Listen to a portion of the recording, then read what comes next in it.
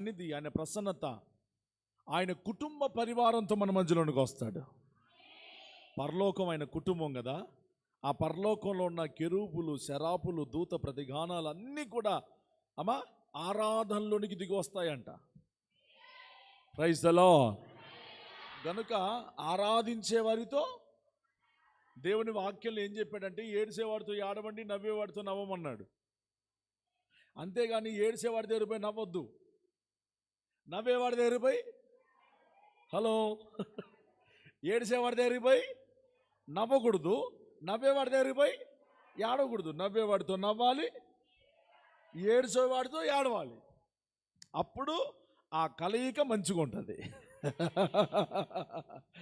దేవుని నామానికి మహిమ కలుగును గాక. మంచిది బిడ్డలారా, ఒక ఆత్మ సంబంధమైన ఆలోచనను తీసుకొని ఈ వారం మనం దేవుని యొక్క ఆలోచనతో ప్రయాణం చేద్దాం. బిడ్డలారా, ఆయన ఆశీర్వదించే దేవుడు. ఏంటి ఆమెను చెప్పాలా? పైకి వస్తారా? ఏది నా ఖడ్గజ్వాల ఏది? ఇక్కడ ఖడ్గం ఉంచండి అందుబాటులో. ఎవరు అల్లి చెప్పకపోయినా పైకే. బాగాలేదమ్మా, సిస్టమ్ సూపర్ ఉంటుంది.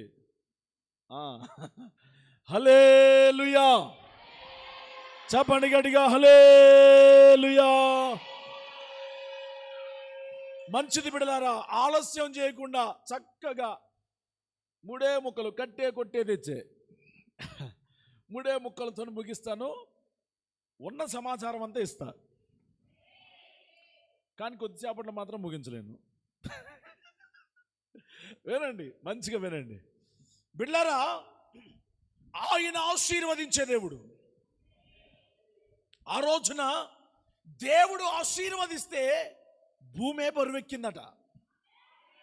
అబ్రహాము జీవితంలో ఆ ఆశీర్వాదాన్ని అబ్రహాము పొందుకున్నాడు. బిడ్డలారా, ఈ ఉదయకాల సమయంలో ఈ ఆరాధనలో సమకూర్చబడిన బిడ్డలారా, మీరందరూ ఎవరో తెలుసా?